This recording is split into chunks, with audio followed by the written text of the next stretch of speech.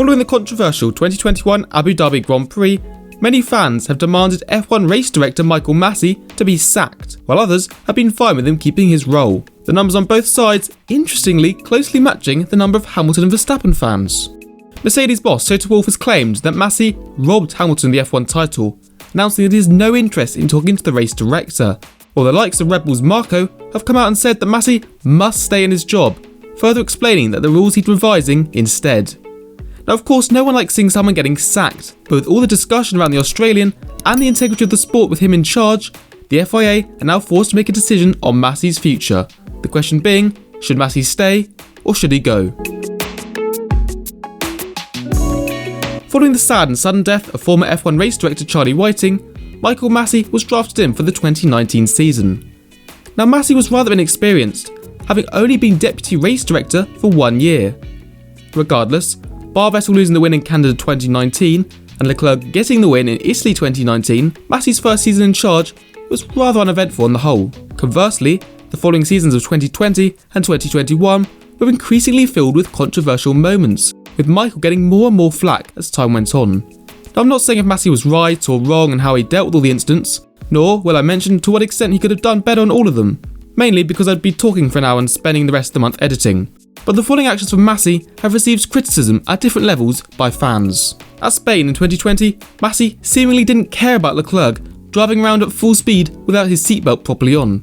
In Imola 2020, Masi let some cars unlap themselves under the safety car while marshals were still on the track, and Lance Stroll got extremely close to a number of them at a blind corner as they cleared Russell's crashed vehicle. At Turkey that year, Masi allowed Q2 to start. However, there was a crane still on the track as the drivers desperately tried to get up to speed to warm their tyres up in the wet conditions in Istanbul. And Bahrain 2020 saw a marshal run right across the live track in front of Lando Norris. At Bahrain that following year in 2021, we had all the drama about track limits when they seemingly changed at turn 4 mid-race, directly affecting the race win. Around 6 that season in Baku, Stroll had a puncture at full speed and it took Masi a very long time to do anything, eventually calling the safety car after many cars had driven past Stroll, still in his vehicle, at full speed. And it took Red Bull telling Masi to red flag Baku in order for him to do so. After the race, none of the cars were penalised for driving flat out under double waved yellows, and if anything, McLaren was shut down for suggesting such an action being taken, with Masi claiming the entire field would be penalised for not slowing under double yellows in that case. Also, throughout the start of the 2021 season, many drivers voiced their concern at Mazepin's driving standards, although nothing was done. Track limits in Austria 2021 seem to differ substantially from previous standards set, with Norris and Perez picking up questionable penalties. Belgium 2021 saw a horrific crash from Norris in qualifying, despite drivers saying it was too dangerous to continue the session in the minutes leading up to the accident. And Sunday saw a 2-lap safety car procession in arguably the most farcical race in the sport's history. I made a full video on my channel discussing what I thought Masi could have done in that situation, so you can check that out afterwards if you wish. Saudi Arabia involved a mess in sorting out the grids for the restarts after the red flags were shown, and it took a significant amount of time after the race before Verstappen was given a penalty in one of the poorest days in terms of driving standards ever. Then there was the threat of points deductions for the finale that came out of nowhere. I personally cannot ever remember points being deducted for bad driving. Either penalty points or race bans being given, a disqualification for the championship, or nothing. And in Abu Dhabi 2021, Masi allowed only the cars between first and second place to unlap themselves, potentially breaking Article 48.12. This action contradicted what he said after Germany 2020, when he noted, "There's a requirement in the sporting regulations to waive all the lap cars passed." As a result of this, a large number of fans felt Masi was deliberately trying to manipulate the championship, putting off many first-timers. A bad look for the supposed pinnacle of motorsport.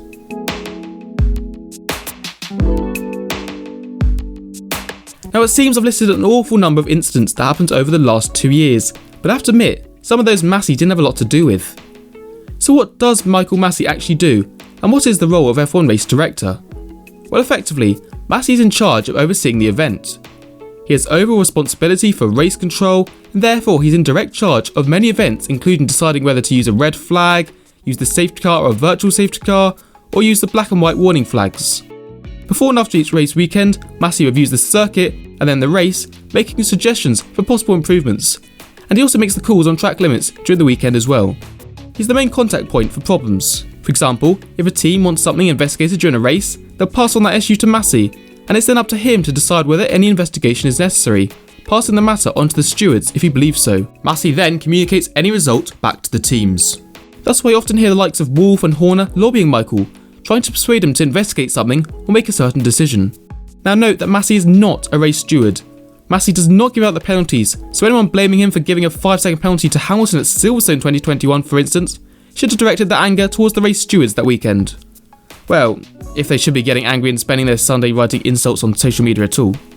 In addition, he is not the clerk of the course, so is not in constant contact with the marshal posts throughout each session, meaning it is unfair to blame him for the Bahrain 2020 Lando Norris marshal incident, although that could have been due to a lack of communication between Masi and the clerk.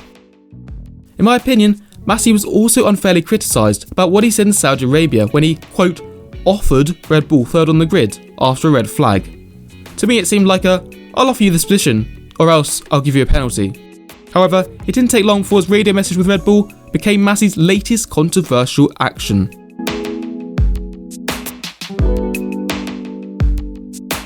So I've chucked a lot of accusations out there about Masi, but to summarise, what exactly has been the undoubtedly bad things the Australian has done, and are they significant enough that they should result in him losing his job? Well, my biggest two concerns are the inconsistency regarding 1. Track limits, and 2. Flag procedures. Note, these are just my main two. Firstly, the track limits seem to change race by race, and it's not even uncommon that they change throughout the race weekend, or in fact occasionally during the race. If F1 is the pinnacle of motorsport, the rules should be clear for stewards, competitors and spectators, so that everyone knows and can follow and understand the rules. Secondly, I think there needs to be a better procedure for knowing instantly when to call the virtual safety car or safety car or throwing a red flag.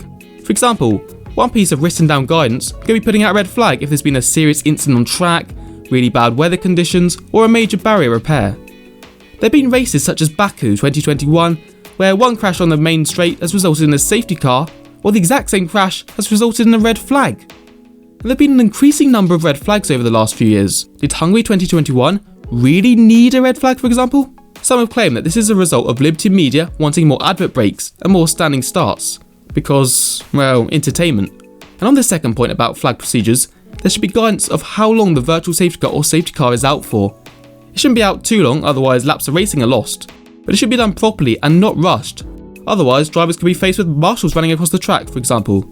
Without such rules on the length of safety cars or virtual safety cars, races can be manipulated, as suggested by many fans after the 2021 F1 finale. But in conclusion, should Masi leave his role as race director? Well, after Charlie Whiting's sudden death, it was always going to be hard to find a replacement. Whiting had been in the position of race director for the last 30 years of the sport's then 69 in total, and many in the paddock talk about how stunned they were by the number of tasks Charlie took under his belt. With no training and only a year's experience as deputy, Masi's not done a horrific job as race director, but as especially 2021 went on, it became increasingly clear that he was losing control, with nobody seeming to respect him and the team bosses telling him what to do. In my opinion, if Masi changes the leadership and communication structure, taking back control, and the rules around track limits and flag procedures can be improved, then it's not unreasonable for Masi to be given at least one more season. The only problem is that now F1 has lost a lot of its reputation following Abu Dhabi 2021, and it might take a Masi resignation in order to get some of that back. So, what will happen to Masi? Well, the FIA has now got a new president in Mohammed Ben Sulayem, and it will be up to him to investigate what happened during the final round and decide on Masi's fate moving forwards into 2022. So has Masi done that bad of a job, and who should be F1 race director for next season? Let me know in the comments below, and if you enjoyed watching this video and found it interesting, please consider subscribing to the channel and dropping a like. Or a dislike since nobody can see them anymore. But thanks for watching, please don't. And goodbye.